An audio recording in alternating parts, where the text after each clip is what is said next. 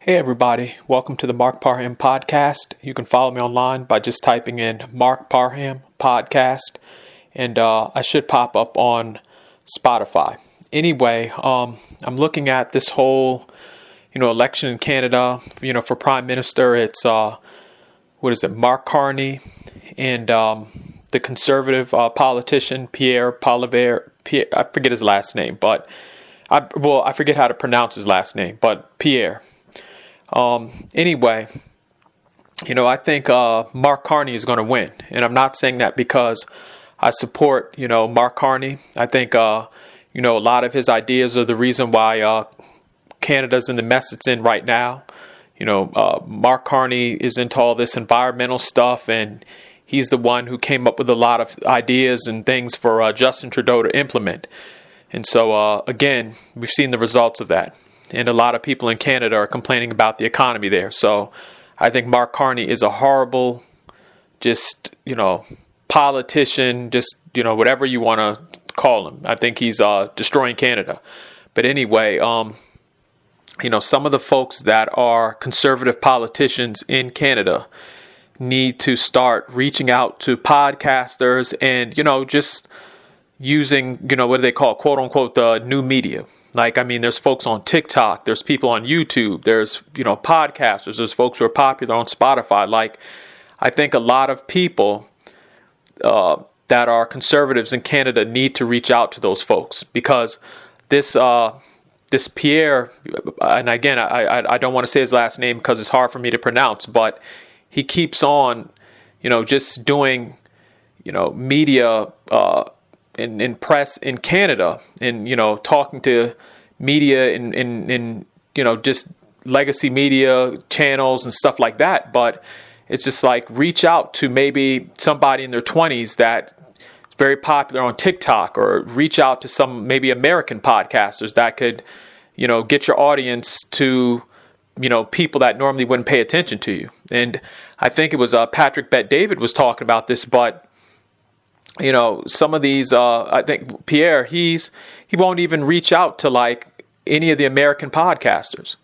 And I'm not saying, he has to, but some of these American podcasters they have audiences that are huge. I know there's folks in Canada that listen to, Valuetainment and Joe Rogan and people like that. And I don't see why he's not, sitting up and saying, well, let me have a sit down and let me talk with folks that could potentially make my policies popular to maybe folks that are 18 to 34.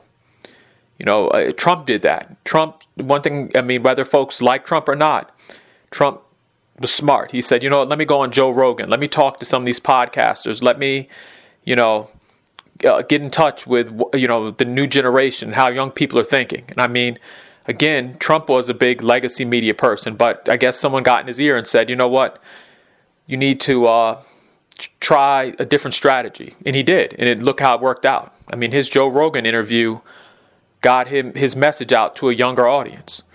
And you look at the conservatives in Canada, especially Pierre, and why he doesn't come on or try to get on a Joe Rogan, or why he doesn't try to get on, Valuetainment and speak to Patrick Bet-David. It really, it's a mystery to me.